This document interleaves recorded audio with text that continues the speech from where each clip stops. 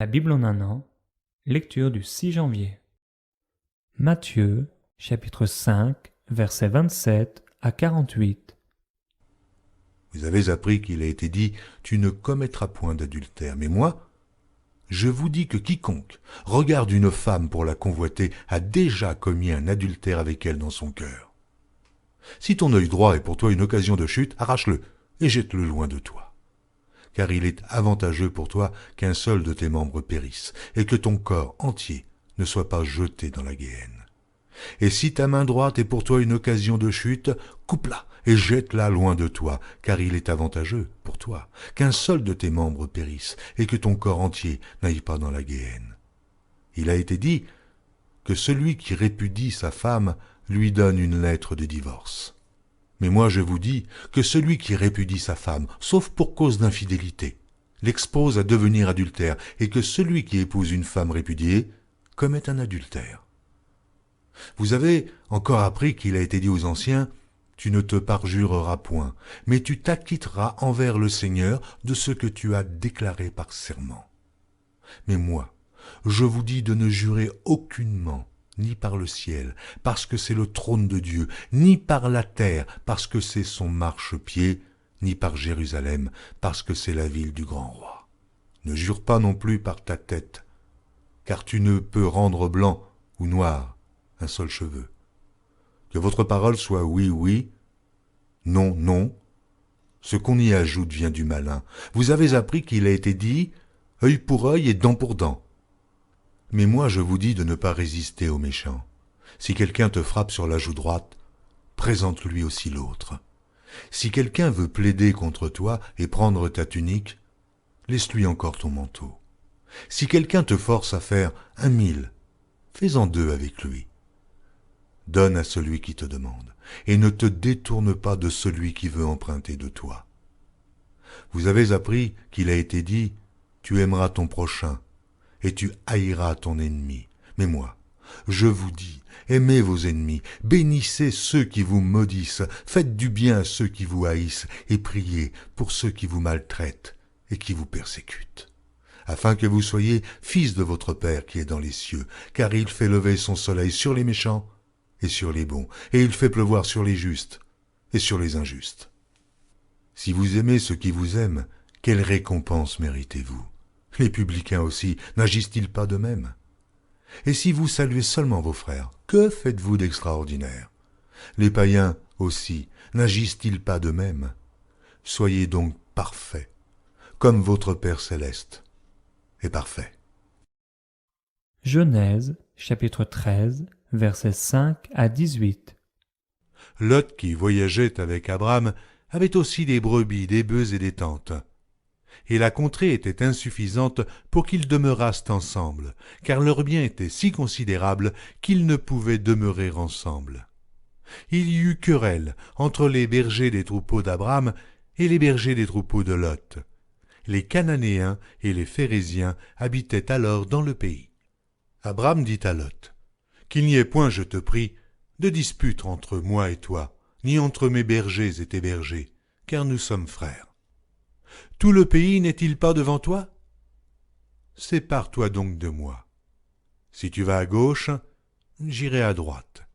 Si tu vas à droite, j'irai à gauche. » Lot leva les yeux et vit toute la plaine du Jourdain, qui était entièrement arrosée. Avant que l'Éternel eût détruit Sodome et Gomorrhe, c'était jusqu'à Tsoar, comme un jardin de l'Éternel, comme le pays d'Égypte.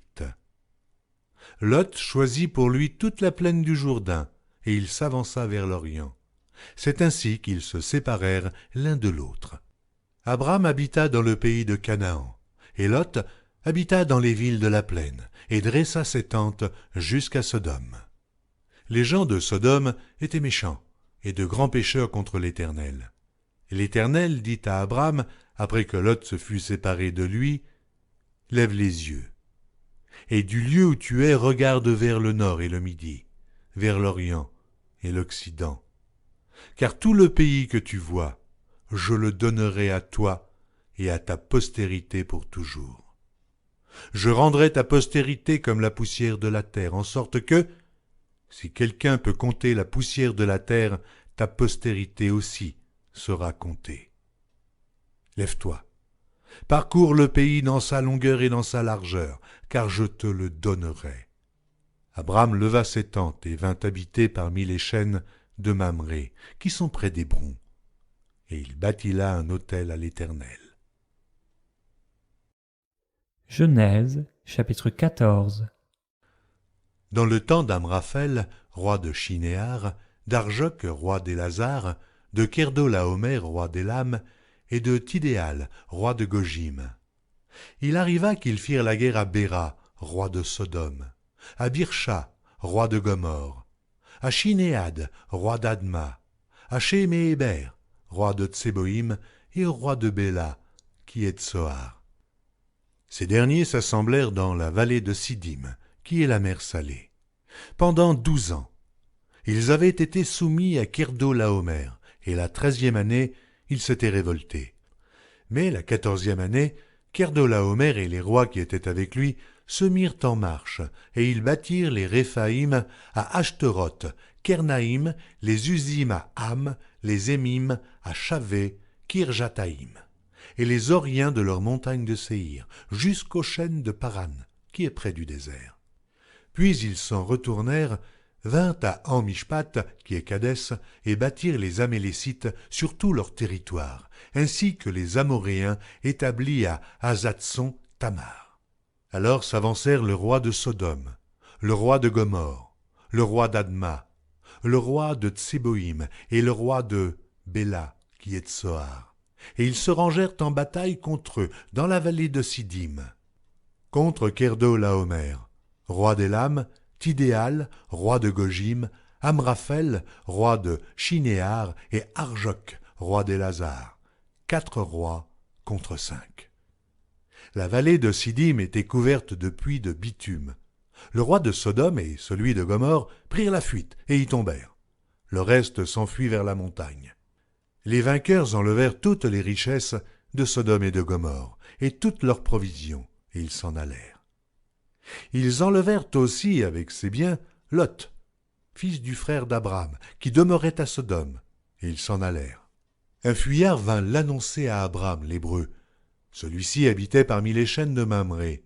L'Amoréen, frère d'Eshcol et frère d'Aner, qui avait fait alliance avec Abram. Dès qu'Abram eut appris que son frère avait été fait prisonnier, il arma 318 de ses plus braves serviteurs, nés dans sa maison, et il poursuivit les rois jusqu'à Dan. Il divisa sa troupe pour les attaquer de nuit, lui et ses serviteurs. Il les battit et les poursuivit jusqu'à Shoba, qui est à la gauche de Damas. Il ramena toutes les richesses, il ramena aussi Lot, son frère, avec ses biens, ainsi que les femmes et le peuple. Après qu'Abram fut revenu vainqueur de Kerdolaomer et des rois qui étaient avec lui, le roi de Sodome sortit à sa rencontre dans la vallée de Chavé, qui est la vallée du roi.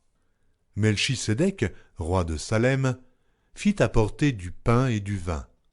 Il était sacrificateur du Dieu Très-Haut. Il bénit Abram et dit « Béni soit Abram par le Dieu Très-Haut, maître du ciel et de la terre. Béni soit le Dieu Très-Haut qui a livré tes ennemis entre tes mains. » Et Abram lui donna la dîme de tout. Le roi de Sodome dit à Abram « Donne-moi les personnes et prends pour toi les richesses. » Abram répondit au roi de Sodome « Je lève la main vers l'Éternel, le Dieu Très-Haut, maître du ciel et de la terre. Je ne prendrai rien de tout ce qui est à toi, pas même un fil, ni un cordon de soulier, afin que tu ne dises pas « J'ai enrichi Abram, rien pour moi. » Seulement ce qu'ont mangé les jeunes gens, et la part des hommes qui ont marché avec moi, Aner, Eshcol et Mamré, eux, ils prendront leur part. Genèse, chapitre 15.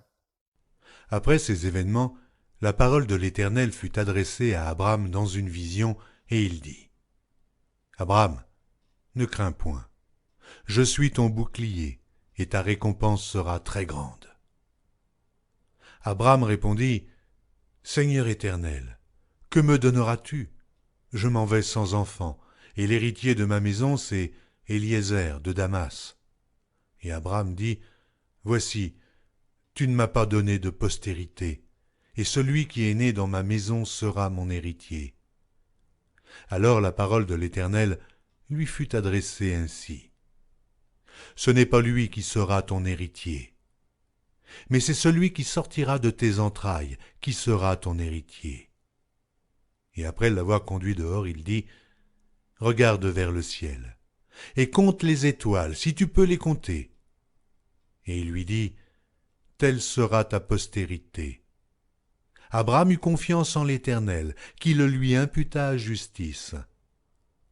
L'Éternel lui dit encore, « Je suis l'Éternel, qui t'ai fait sortir d'Ur en Chaldée pour te donner en possession ce pays. » Abraham répondit, « Seigneur Éternel, à quoi connaîtrai-je que je le posséderai ?»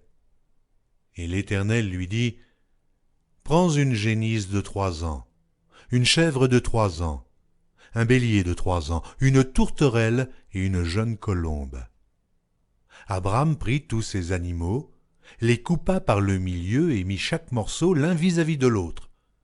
Mais il ne partagea point les oiseaux. Les oiseaux de proie s'abattirent sur les cadavres et Abraham les chassa. Au coucher du soleil, un profond sommeil tomba sur Abraham. Et voici, une frayeur et une grande obscurité vinrent l'assaillir. Et l'Éternel dit à Abraham, « Sache que tes descendants seront étrangers dans un pays qui ne sera point à eux. Ils y seront asservis, et on les opprimera pendant 400 ans. Mais je jugerai la nation à laquelle ils seront asservis, et ils sortiront ensuite avec de grandes richesses. Toi, tu iras en paix vers tes pères. Tu seras enterré après une heureuse vieillesse. À la 4e génération, ils reviendront ici, car l'iniquité des Amoréens n'est pas encore à son comble. » Quand le soleil fut couché, il y eut une obscurité profonde, et voici, ce fut une fournaise fumante. Et des flammes passèrent entre les animaux partagés. En ce jour-là, l'Éternel fit alliance avec Abraham et dit, « Je donne ce pays à ta postérité, depuis le fleuve d'Égypte jusqu'au grand fleuve, au fleuve d'Euphrate. Le pays des Kéniens, des Kénisiens, des Cadmoniens, des Étiens, des Phéréziens, des Réphaïm, des Amoréens, des Cananéens, des Girgasiens et des Jébusiens. » Psaume chapitre 6. Au chef des chantres, avec instrument à cordes, sur la harpe à 8 cordes, psaume de David. Éternel, ne me punis pas dans ta colère, et ne me châtie pas dans ta fureur. Aie pitié de moi, Éternel, car je suis sans force. Guéris-moi, Éternel, car mes os sont tremblants. Mon âme est toute troublée.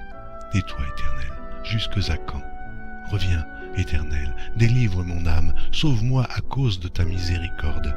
Car celui qui meurt n'a plus ton souvenir. Qui te louera dans le séjour des morts? Oh, je m'épuise à force de gémir.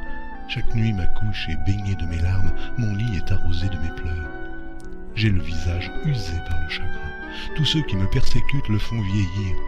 Éloignez-vous de moi, vous tous qui faites le mal, car l'Éternel entend la voix de mes larmes. Éternel, exauce mes supplications. L'Éternel accueille ma prière. Tous mes ennemis sont confondus, saisis d'épouvante. Ils reculent, soudain couverts de honte. Proverbe chapitre 1, versets 29 à 33. Parce qu'ils ont haï la science et qu'ils n'ont pas choisi la crainte de l'Éternel, parce qu'ils n'ont point aimé mes conseils et qu'ils ont dédaigné toutes mes réprimandes. Ils se nourriront du fruit de leur voix et ils se rassasieront de leurs propres conseils. Car la résistance des stupides les tue et la sécurité des insensés les perd. Mais celui qui m'écoute reposera avec assurance, il vivra tranquille et sans craindre aucun mal.